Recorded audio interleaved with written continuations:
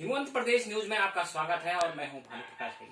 दोस्तों, आज की जो दौड़ भाग भरी जिंदगी है उसने प्रत्येक इंसान की जिंदगी में तनाव पैदा कर दिए हैं और तनाव के कारण अवसाद पैदा हो रहे हैं और तमाम प्रकार के जो कलह जो है परिवारों में हो जाते हैं, समाज में हो जाते हैं और उससे समाज की विकृति हो जाती है।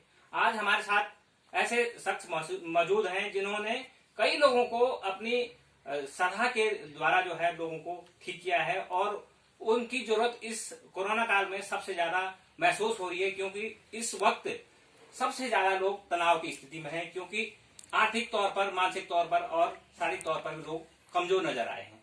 तो आज हम आपको एक ऐसे शख्स से मिलवाने जा रहे हैं जो लगातार लोगों को मानसिक तौर पर ठीक कर रहे हैं। उनका नाम है डॉक्टर पवन शर्मा, जो फॉरगिवनेस सोसाइटी फाउंडेशन के संस्थापक भी हैं। डॉक्टर साहब, आपका स्वागत है। स्वागत सर। सर, सबसे पहले जानना चाहेंगे कि ये जो अलग तरह का काम है जी, कब आपके मन में आया कि इस तरह का जो है आपको काम करना चाहिए? जरूर। मैं आपको बता सकता हूँ कि ये बात हमारे कॉलेज के दिनों की है, जब हमारे साथी सहयोगी सब साथ में पढ़ते थे हम लोग। उस समय हमारे पास कई चुनौती ऐसी आती थी और हम लोग को हमेशा कोई ना कहीं किसी बुजुर्ग या किसी प्रोफेशनल की सलाह लेनी पड़ती थी। तब भी हम लोग कई बार ये सोचते थे कि उसके बाद हमें पूरी तरह से संतुष्टि नहीं मिल पा रही है। फिर जब प्रोफेशनल लाइफ में आए, हम लोग अपना काम करते रहे। मेरा प्रोफेशन सेल्स लाइन से शुरू हुआ, तो जब हम लोगों से बात करते थे, ग्राहक से बात करते थे, किसी क्लाइंट से बात करते थे, वहां पर मेरी बातों का कुछ ज्यादा अच्छा प्रभाव पड़ता था। हमें रिटर्न ज्यादा मिलता था, रिस्पॉन्स अच्छा मिलता था। ये कह लीजिए कि लोग मान जाते थे। तो अक्सर ऐसा होने लगा कि लोगों के बीच में कहीं कुछ मन मुटाव होता था, कोई बात होती थी, तो वो हमें बुलाते थे कि पवन सर आप आकर के जरा बताओ तो मामला सुलझ जाएगा। तो मुझे कहीं एहसास हुआ कि शायद मेरी बातों में ऐसा कुछ है जो सामने कोई मान सकता है, समझ सकता है। तब हमने इसी मनोविज्ञान पे खास तौर से काम करना शुरू करा। मैंने अपनी शिक्षा बढ़ाई, अपनी जानकारी ली कि मनोविज्ञान होता क्या है, कैसे काम करता है किसी पे। जब ये चीजें समझ में आने लगी, शिक्षा को देखा, जानकारी देखी, इसमें नई तकनीकों को जाना, नए नए हम लोग जो आविष्कार करते हैं उनके बारे में जानकारी ली और फिर हमने इसको लगाना शुरू करा लोगों के ऊपर। तो उसके रिजल्ट्स इतने अच्छे आए कि हर एक को तसल्ली हुई। सबसे पहला काम हम लोगों ने अपने ऊपर करा कि हम पहले करके देखते हैं कि ये चीजें काम करती हैं या नहीं करती।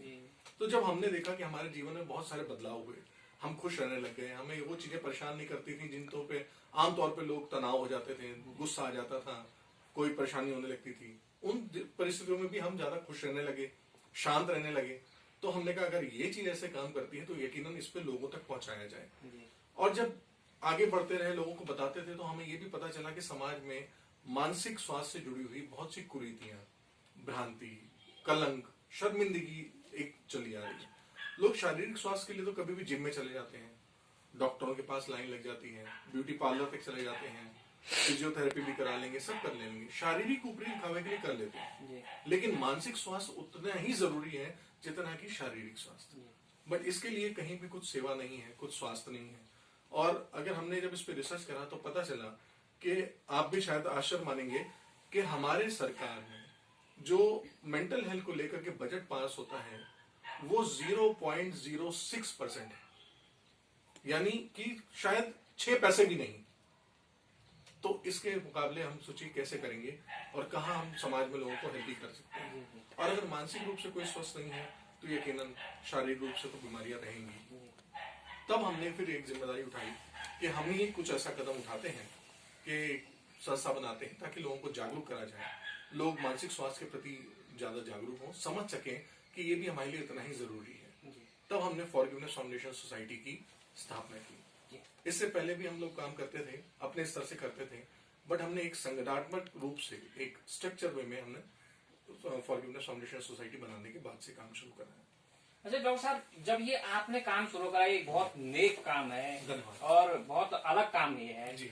तो आपको कितने लोगों का साथ मिला इसमें, और अब इस तरह से जब आगे आप धीरे धीरे आपको सफलता मिलती जा रही है, किस तरह से लोग आपसे जुड़ रहे हैं? सर, ये तो वाकई कह लीजिए कि कुदरत वाली बात होती है और बुजुर्गों ने भी कहा है कि जब कोई साथ ना दे तो अकेला चलना चल। तो हमारे साथ भी ऐसा ही हुआ। हमने जब इस मुहिम को आगे करा तो पहले तो कई लोगों ने ही मना कर दिया कि क्या करने जा रहे हो, ये क्या होता है, कोई नहीं साथ देगा और कैसी बात हो सकती है, लोग चलेंगे, तुम किसी को बोलोगे तो लोग कहेंगे पागल है पागल, क्योंकि इस तरह की भ्रांति आएंगी। बहुत चुनौतियां आएंगी। जब भी हमने कहा तो लोग हमेशा कहते रहे नहीं नहीं नहीं नहीं। लेकिन उस मामलों में भी हमें कहते हैं ना, जब आपके पास नेक विचार हो तो आपके पास ऐसे लोग जुड़ते हैं, वो कुदरत आपके साथ जोड़ती है। तो सबसे पहले हमारे घर से शुरुआत हुई, जिसमें हमारी पत्नी श्रीमती भूमिका भट्ट ने उसने ही हौसला बढ़ाया कि हाँ चलो आगे बढ़ो। ऐसा करते हुए हमारे साथ और साथी जुड़े, जिसमें हमारे साथ वकील साहब हैं कुलदीप भारद्वाज जी, उनकी पत्नी। तो इस तरह से हमारा काफिला बढ़ता रहा, हमारे जोश जुड़ते रहे। तो जब इतने घनिष्ठ लोग हुए तो हमने इन्हीं को लेकर के संस्था को ही स्थापित करा, और आज यही लोग फाउंडेशन के मेंबर हैं, फाउंडेशन मेंबर। और आज तो हम इतने खुश हैं कि आज हम सिर्फ ना ही अपने देश प्रदेश बल्कि विदेशों से भी लोगों को जो हम ठीक कर रहे हैं, मदद कर पा रहे हैं। बहुत खुशी हो रही है कि इतने ज्यादा लोगों तक हमारा ये काम पहुंच रहा है। बहुत ही दुआएं मिलती हैं, नेकियां मिल रही हैं, और संतुष्टि होती है कि हमने कुछ अच्छा किया। अच्छा, ये तो आपका पेशा है, ये आप करेंगे इसको, लेकिन इसके साथ साथ जो आर्थिक स्थिति आपकी आती है, कई बार ये आड़े आ जाती है, बिल्कुल। आपको जो है कई बार जो है बहुत सारी चीजों को एडजस्ट करना पड़ता है। तो आगे लाइफ में अगर इस तरह से आप करते रहे तो किस तरह का लक्ष्य आपने रखा है? क्या मतलब इसमें पैसा भी मायने रखता है, या आर्थिक स्थिति भी मायने रखती है, या मतलब लोगों का स्वास्थ्य ही ज्यादा मायने? हाँ, अब यकीनन मानिए कि सपना चूंकि हमारा था तो शुरू भी हमें ही करना था। तो शुरू करने के चक्कर में हमने फिर ये करा कि जब आगे बढ़े तो बढ़ते बढ़ते बहुत चुनौतियां आई, क्योंकि रजिस्ट्रेशन भी करना होता है, पैसे भी लगाने होते हैं, और शुरू में बहुत सारी चीजें थी। तो हमने जहां तक कोशिश की तो पहले तो अपनी जमा पूंजी लगाई, और आपको जान के हंसी भी आएगी, मैंने अपनी बहुत ही प्यारी मोटरसाइकिल भी इसी के रजिस्ट्रेशन के लिए बेची। तब ये हुआ कि हाँ रजिस्ट्रेशन हुआ। रजिस्ट्रेशन होने के बाद जब ये नाम एक्चुअल जब कागज में आया तो मैं आपको नहीं बता सकता वो खुशी कैसी थी। तब हमें लगा कि आज हमें एक पहली सीढ़ी मिल गई है, आगे बढ़ने के लिए हम आगे चल सकते हैं। तब आगे चल रहे हैं। अभी तो मुहिम ये अपने पास से चल रही है, यकीनन जैसे जैसे हौसला बढ़ेगा आगे काम मिलेंगे। अभी हम लोग समाज में जुड़े हुए हैं, सरकार से भी जुड़ करके कुछ चीजें कर रहे हैं, तो आगे भी ये फाइनेंशियल मदद होती रहेंगी, जो लोग जुड़ेंगे ऐसी चीजें आएंगी। क्योंकि हमारा मेन मकसद है लोगों तक स्वास्थ्य पहुंचाना। पैसा अगर होता तो एक अलग बात है। तो साहब, आपने कई लोगों को अभी तक काउंसलिंग दे दी है, और उन लोगों को आप लगातार उनके संपर्क में हैं, तो कहाँ कहाँ आप अभी तक रहे हैं, और क्या क्या जो है उनको लोगों को इसका फायदा मिला? जरूर। मेरी पैदाइश और मेरी पढ़ाई सारी कानपुर से हुई है, उत्तर प्रदेश से। वहीं पे हमारी पढ़ाई रही, वहीं पे हम लोगों ने सारा काम करा। उसके बाद जब मेरे माता पिता का दोनों का देहांत हुआ तो खुद में कह लीजिए कि बहुत सारा द्वंद था कि कैसे रहें, क्या करें, क्योंकि इकलौता बच्चा था मैं। तो मन थोड़ा रुझाव आध्यात्म की तरफ भी बढ़ा। तो मुझे उत्तराखंड से ज्यादा अच्छा कुछ नहीं दिखा, क्योंकि यहाँ से आसपास आते ही पहुंचोगे आप तो पहाड़ हैं, लोग हैं, स्वच्छ वायु है, दिमाग बहुत शांत हो जाता है। तो इस जगह पर हम लोग पहले भी आते थे। हाँ, पहले सिर्फ दौरों पे आते थे, लेकिन अब हमने उसको उतना स्थायी निवास बनाया है। और हम ये भी देख के खुश हो पा रहे हैं कि यहाँ पे जितने स्वस्थ लोग रहते हैं, जितनी अच्छी तरह से ये काम हो सकता है। यकीनन आज उत्तराखंड एक मॉडल बन रहा है, वो उद्योग में भी, कामों में भी। और यकीनन अगर हम जिस तरह से काम कर रहे हैं तो मानसिक स्वास्थ्य को भी लेकर के एक दिन उत्तराखंड में देख लीजिएगा बहुत अच्छी चमक होने वाली है। सर, आपने स्टूडेंट को भी काउंसिल किया है, कोच को भी काउंसिल किया है, और तमाम समाज के जो अन्य लोग हैं जो फ्रस्ट्रेट हो चुके हैं, जिंदगी को जो है नहीं जीना चाहते हैं, उनको भी आप राह पे लेके आ रहे हैं। जी बिल्कुल। तो किस तरह का एक्सपीरियंस रहा है, क्या आप अनुभव को शेयर करें? सर, ये अनुभव तो शब्दों में नहीं बता सकते हैं, लेकिन ये अच्छा लगता है कि जो व्यक्ति आज आपसे कह रहा हो कि मैं जीना नहीं चाहता, मरना चाहता हूँ और मेरी जिंदगी बेकार है, जब आपकी थेरेपी के बाद वो दूसरे दिन मिले और वो चमक दमक के कपड़ों के साथ हो और चेहरे पे जिंदगी की चमक हो, तो यकीनन लगता है कि हाँ, हमारा जीवन सफल हो गया। तो ऐसे बहुत सारे लोग हुए। आपने बीच में सुना होगा बीएसएफ में बहुत सारी सुसाइडल टेंडेंसीज चल रही थी, वहां पर हमने मदद करी तो वो लोग ठीक हो गए। आईआईटीएंस के बच्चों को हम लोगों ने कुछ दिक्कत दी जो कि परेशान थे। एमटेक के बच्चे अगर सोच लीजिए सुसाइड करने की सोच रहे हैं तो कितनी बड़ी देश की दुर्दशा है, क्योंकि अब वो एमटेक करने के बाद तो देश की संपत्ति हो जाते हैं। तो कहीं ना कहीं हमें ये भी लगता है कि हमने देश के लिए भी कुछ करा, कि एक हमने होनहार वैज्ञानिक को बचा लिया, पढ़ने वालों को बचा लिया, सीए को बचा लिया। तो ऐसा ही करते चल रहे हैं। और आज की तारीख में आप देखेंगे कि लड़कियों और महिलाओं के विरुद्ध बहुत सारे ऐसे क्राइम चल रहे हैं जो कि बचपन से लेकर के वो बुढ़ापे तक झेलती आ रही हैं। और उन मुद्दों को हम लोगों ने अपने बहुत स्पेशल प्रोग्राम्स के तहत उठाया है, जो खासतौर से महिलाओं के लिए है, जिसमें हम उनके लिए कहीं भी चाइल्ड अब्यूज हो या घरेलू हिंसा हो या बलात्कार हो या छेड़छाड़ या कोई ऐसे बुरे सदमे में हो जिनसे कि वो आज तक पार नहीं पा रहे हैं, जिसको हम लोग पीटीएसडी कहते हैं साइकोलॉजी की भाषा में, हम उन सदमों से उनको बाहर निकालते हैं आघात से बाहर निकालते हैं और आज वो एक नॉर्मल कॉर्पोरेट लाइफ में जी रही हैं, नौकरी कर रही हैं। कुछ लड़की ऐसी हैं जो कि पढ़ाई के दौरान ही अपनी आत्महत्या करने जा रही थी, जिसमें कि प्रेम के इशू भी होते हैं, ब्रेकअप होता है या किसी से छेड़छाड़ का होता है। वो लड़कियां आज अगर शादी करके दोबारा अपना घर बसा रही हैं, और कुछ के ऐसे हैं जो कि छोटे छोटे बच्चे भी हैं, वो हम लोग को फोटोज भेजते हैं, मिलते हैं, तो यकीनन लगता है कि हमने इस संसार को खुशी बनाने में अपना योगदान दिया है। डॉक्टर साहब, अब जो मेन जो आपका उद्देश्य है आप उस पर काम भी कर रहे हैं कि जो तनाव की जो स्थिति पूरे समाज में फैली हुई है और उससे जो है अनेक प्रकार की विकृतियां आप देख रहे हैं जी। कहीं हत्याएं हो रही है, कहीं बहुत की घटनाएं हो रही है, जी। कहीं जो है आदमी इतना फ्रस्ट्रेट है कि वो खुद को ही जो है खत्म करना चाहता है और रोज के दिन जो है आए दिन ये आत्महत्या और तमाम जो चीजें हो रही है। अच्छा, लोग दूसरा जो है ये जो है मानसिक बीमारी को बीमारी नहीं मानते हैं। जी हाँ यही तो समस्या है। क्या कहना चाह रहे हैं आप, ये समाज कहाँ जा रहा है और किस तरह से इसे सुधारा जा सकता है? सर, जो चीजें होती हैं कि पहला तो हम लोग जानते नहीं है, तो जब नहीं जानते हैं उसके बारे में अनजान हो तो कोई दिक्कत नहीं है, लेकिन जो चीज जानते हैं उसका मानना पड़ेगा। आज हम भगवान पे या ईश्वरीय शक्ति में किसी ने देखा नहीं है, अनुभव नहीं है, मानते तो हैं, विश्वास है ना, है तो यकीनन मैं लोगों से कहना चाहूंगा जिस तरह से उनके पास शरीर है, उनका विचार है, उनका दिमाग है, तो यकीनन उस दिमाग को भी स्वास्थ्य की जरूरत है, आपके विचारों को भी स्वस्थ होना जरूरी है। तो इसकी पहल आप समझें, इसकी जरूरत को समझें और ये है, इसके अस्तित्व को पहचानिए। क्योंकि आज सारे लोग अपने शरीर को देखते हैं जो दिख रहा है, अपने विचार को देख नहीं पाते हैं, तो उसका होना ना होना मानते नहीं है। तो मानना बहुत जरूरी है, क्योंकि आज कोरोना काल में तो लोगों ने लॉकडाउन में देख ही लिया है, एक बार में घर में रह के लोगों की हालत क्या हो गई है।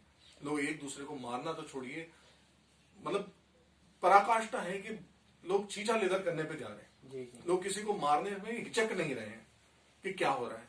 ये क्राइम बढ़ने का मेन कारण यही है। असंतुष्ट लोग ही सिर्फ ये हरकतें कर पाते हैं, जो संतुष्ट हो जाएंगे उनको ये समस्याएं नहीं आएंगी। हाँ, जो भी परिस्थितियां आपके साथ हो रही हैं, आसपास की चीजें कर रही हैं आपको, उनको एक बार जानना, समझना और आपके साथ जुड़ा है या नहीं जुड़ा है, इसको देखना होता है।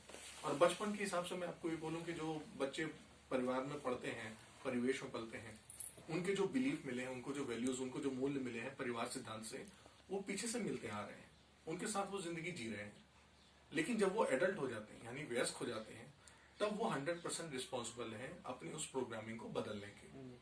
वो अपने आज के परिवेश के हिसाब से अपनी प्रोग्रामिंग कर सकते हैं, अपनी सोच को बदल सकते हैं, अपने हर एक व्यवहार को बदल सकते हैं। तो उस हिसाब से उनका समाज भी बदल जाएगा। आज आप देखते हैं कि कई समाज में ऐसी जगह भी हैं जहां पर भाईचारा बहुत अच्छा है, प्रेम है, क्राइम नहीं है वहां पे, सिर्फ इस वजह से है क्योंकि वहां विचार बड़े अच्छे हैं। और जिन परिवारों में आपस में कला है, यानी वो दोनों के विचार नहीं मिल रहे। हमें बहुत बताते हुए आपको खुशी भी होगी, आप हंसोगे भी, कि पंडित जी हमारे यहाँ पे गुण मिलाते हैं, बट वो कभी ये नहीं बताते कि दोनों में बर्तन कब चलेंगे। तो आप उस जगह देखेंगे कि बर्तन तब चलते हैं सर जब वो पति पत्नी के दोनों के विचारों में कहीं मेल नहीं होगा। तो हम कोशिश यही करते हैं कि प्री मैरिज काउंसलिंग के थ्रू, पोस्ट मैरिज काउंसलिंग के थ्रू दोनों के विचारों को मिलाया जाए। अगर विचार दोनों के मिल गए तो इसका मतलब कि उनके बीच में मतभेद वाली काम खत्म हो जाएगा। और मतभेद नहीं होगा तो मनभेद भी नहीं होगा, क्योंकि आजकल हम मतभेद तक नहीं रखते हैं, हम उसको मनभेद पे ले जाते हैं। और मनभेद से मतलब फिर ये हो जाता है कि ये बंदा हमारे लिए नहीं है, ये बंदा हमारे लिए पसंद नहीं है, हम व्यक्तिगत तौर पर उससे दुश्मनी या नफरत करना शुरू कर देते हैं। डॉक्टर साहब, सबसे बड़ी जो समाज में आज की जो समस्या आ रही है, क्या नशा जो है इसका बड़ा कारण माना जा सकता है? नशा कारण नहीं है सर, नशे का कारण है। जब हम विचार गलत लगते हैं अपने पास, जब हम गलत विचारों की संगत में आ जाते हैं, नकारात्मक सोचने लगते हैं, तब कहीं ना कहीं हमारे पास ये आता है कि हमारा जीवन व्यर्थ है, बेकार है। और तब हम एक ऐसा जरिया ढूंढते हैं कि हम इस जीवन को कैसे खत्म करें।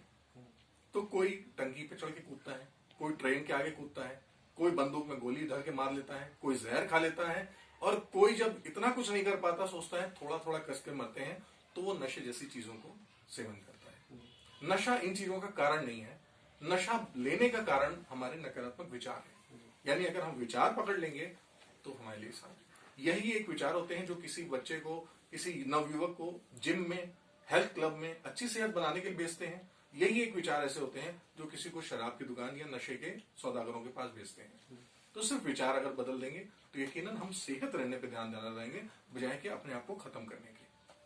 डॉक्टर साहब, एक जो समस्या समाज में जो देखी जा रही है, अब जो नई पीढ़ी के बच्चे हैं जी छोटे बच्चों में भी तनाव देखने को मिल रहा है। बिल्कुल, आज की तारीख में आपको आश्चर्य होगा, 4 साल का बच्चा डिप्रेशन में। जी, और जो बच्चे पढ़ाई कर रहे हैं, मतलब उस ड्यूरेशन पे तो बच्चा पढ़ाई ही करता है। जी बिल्कुल।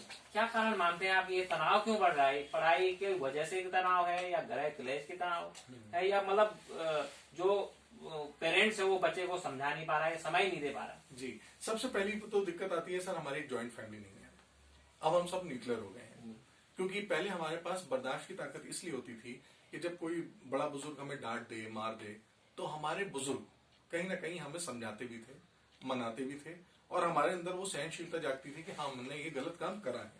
लेकिन आज की तारीख में जहां न्यूक्लियर फैमिली हो रही है, जहां माँ बाप रोज सुबह काम धंधे पे चले जाते हैं, बच्चा अकेला बैठा हुआ है, किसके भरोसे पता नहीं, अब कौन सी बात उसको कहां से लग जाए, तो उसको संभालने वाला कोई नहीं। और वो इसको इसलिए भी जानकारी नहीं मिल पाती क्योंकि वो जानकारी आज की तारीख में माँ बाप के पास नहीं है। क्योंकि माँ बाप अपने जीवन में खुद ही व्यस्त हैं, रोज परेशानियों में भागा दौड़ी कर रहे हैं, और माँ बाप सिर्फ इसलिए नहीं जानकारी दे पा रहे हैं क्योंकि समय नहीं है लोगों के पास। आज आपको जान करके बहुत अजीब सा लगेगा कि मानव इतिहास में हमारे पास आज की तारीख में समय बचाने के लिए अद्वितीय, इससे पहले कभी भी इतने उपकरण नहीं थे, लेकिन आज भी हमारे पास कमी है तो समय की। तो वो समय ना हो पाने की वजह से जब हम बच्चों को मोबाइल दे देते हैं कि बेटा हमें माफ करो, मेरे पास समय नहीं है, तुम मोबाइल में खेल लो या तुम किसी और के पास चले जाओ, तो आप ये ध्यान दीजिए कि जो शिक्षा वो मोबाइल से मिल रही होगी या सोशल साइट से मिल रही है या लोगों से मिल रही है, वही शिक्षा उसके लिए पहली छवि बनेगी और वही नींव डालेगी कि उसके आगे विचार क्या बनने वाले। अगर आज की तारीख में हम उसको पैसा दे सकते हैं तो हम इसको अपनी भाषा में कहते हैं गिल्ट मनी, जिसमें माँ बाप कहीं ना कहीं बच्चे से ही कहते हैं बेटा हमें माफ करो, हमारे पास तुम्हारे लिए समय नहीं है, इसके लिए हम तुम्हें महंगा मोबाइल दे सकते हैं, महंगे खेल दे सकते हैं, महंगे साधन दे सकते हैं, तुम उसका इस्तेमाल करो। तो वो मूल्य कहां से आएंगे सर जीवन में? जब वो मूल्य नहीं आते हैं तब जो भी पहला विचार बच्चे के पास में आएगा, चाहे वो गुनाह का हो, चाहे वो किसी को चोट पहुंचाने का हो, चाहे वो मारने का हो, चाहे खुद को खत्म करने का हो, वो सबसे पहली छवि वही लेगा। तो सबसे पहले जरूरी ये है कि जितने भी माँ बाप हैं, मैं उनसे विनती करना चाहूंगा कि आप अपने बच्चों को साधन दें या ना दें, सिर्फ उनके साथ समय बिताएं। समय क्वालिटी होना चाहिए सर। सिर्फ टीवी देख रहे हैं, आप सारे एक साथ बैठे हैं, ये समय बिताना नहीं होता। समय बिताना ये होता है जब आप उसकी रोज की अच्छी बातें, बुरी बातें, उसके दोस्तों के नाम, उसके स्कूल के साथ क्या है, परिस्थितियां क्या चल रही हैं, ये पता हो। आज हम बच्चों को मोबाइल दे सकते हैं, महंगी चीजें दे सकते हैं, जरूरी ये है सर कि उन बच्चों के हाथ में भी आज एक नंबर होना चाहिए जहां पर वो किसी न किसी साइकोलॉजिस्ट, काउंसलर या प्रोफेशनल से सलाह मांग सके। और अगर आप ये मानते हैं कि 4 साल या 5 साल के पास बच्चे के पास आप जैसे इश्यूज नहीं है, तो आप गलत सोच रहे हैं। उसके पास शायद आपसे ज्यादा इश्यूज हैं, जिनके सवालों के जवाब वो ढूंढ रहा है, लेकिन उसको मिल नहीं पा रहे हैं।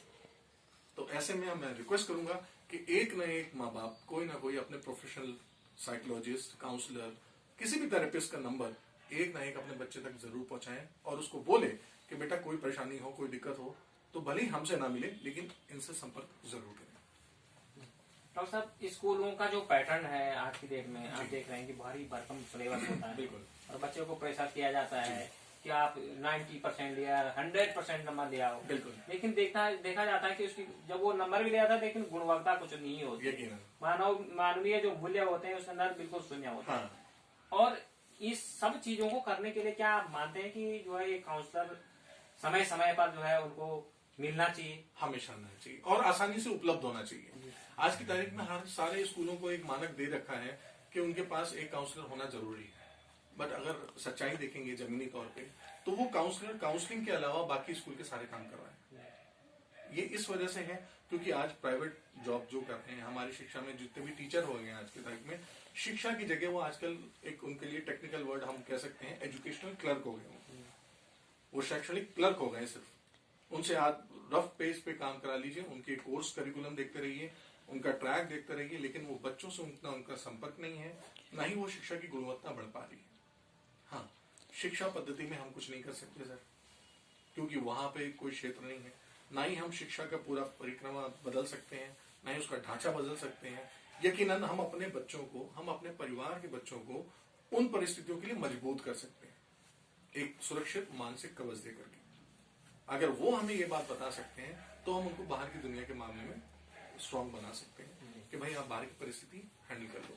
और अंक जो आपने बात बताई है, अंक जितने भी ज्यादा होते हैं, हमारे पास जब कोई पेरेंट्स बैठे होते हैं तो मेरा अगला सवाल उनसे एक ही होता है, आपका बच्चा वाकई में 90% 92% अंक ले आएगा, लेकिन किस कीमत पे? क्या आप देखना चाहेंगे कि आपके बच्चे की फोटो पे माला चढ़ी हो और नीचे लिखा हो कि इस बच्चे ने इतने इतने अंक अर्जित करे थे? अगर इस कीमत पे करते हैं तो हमारा वादा है सारे बच्चे कर सकते हैं ये काम, 90-92 सब ला सकते हैं, लेकिन उसकी कीमत आपको बहुत महंगी चुकानी पड़ेगी। तो आप इन चीजों पे ना जाएं, क्योंकि अधिकतर आत्महत्या के केस या ड्रग्स या सुसाइड के केसेस देखेंगे तो उसमें जितने भी बच्चे जुवेनाइल्स मिल रहे हैं वो यकीनन पढ़ाई में बहुत होनहार बच्चे थे, वो सिर्फ अपने को नहीं संभाल पाए, इस वजह से आज वो उन संगतों में चले गए। डॉक्टर साहब, ये तनाव वाली स्थिति न आवे, इसके लिए आप क्या सलाह देना चाह रहे हैं? किस तरह से नहीं हो पाए, मतलब जो समाज में, जो परिवार में इस तरह की स्थितियां न आने पाए, इसके लिए क्या किया जाने की आवश्यकता है? दर्शक जानना चाहते हैं। तनाव ना आए ये तो सवाल ही नहीं हो सकता सर। ये तो बिल्कुल ऐसा हो गया कि हम तनाव को गायब भी कर दें। तनाव आएगा, जरूर आएगा, क्योंकि तनाव हर एक उस चीज से आ सकता है जो आपके मन मुताबिक नहीं है। अगर आपको इस समय कहूं कि आपको नारियल पसंद नहीं है खाने को, या सेब पसंद नहीं है और मैं आपके सामने प्लेट में रख दूं, सर सेब खाइए, तनाव चालू हो जाएगा, क्योंकि जो भी चीज आपके मन पसंद नहीं है ये आपको तनाव का कारण बनती है। हमें सिर्फ इस बात के लिए तैयार रहना है कि इस तरह की परिस्थितियों के बाद अपने आप के अंदर हम क्या बदलाव लाएं कि हम इन परिस्थितियों को देख लें।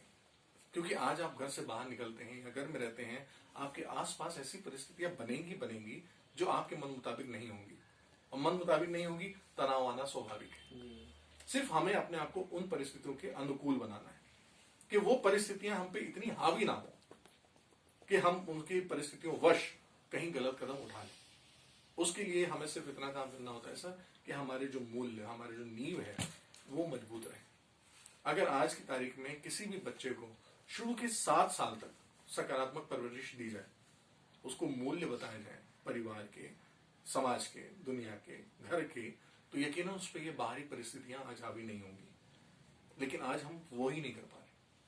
हमारे पास जब कभी पेरेंट्स आते हैं और वो कहते हैं सर हमारे बच्चे को जरा ठीक कर दीजिए, तो मैं सबसे पहले उन पेरेंट्स से कहता हूं आप कब खा लिए, क्योंकि बच्चे तो हमारे जो हरकतें हैं उनकी छवि है, वो मिमिक करते हैं, वो हमारी तरह का रिएक्शन दे रहे हैं। सुधरने की जरूरत तो हमें है। अगर हम अपने घर का माहौल बना लेते हैं तो यकीनन बच्चों पे कभी कोई समस्या ही नहीं आएगी। जिस तरह से आप, आपके सहयोगी जितने भी लोग हैं ऑफिस में काम करते हैं, अपनी अपनी कार्यशाला में काम करते हैं, वहां पे आपने कुछ नियम बना रखे हैं जिनको आप फॉलो करते हैं। यदि मैं आपसे पूछूं सर हमने अपने घर के लिए कोई नियम क्यों नहीं बनाए, तो हमारे हाउस रूल होना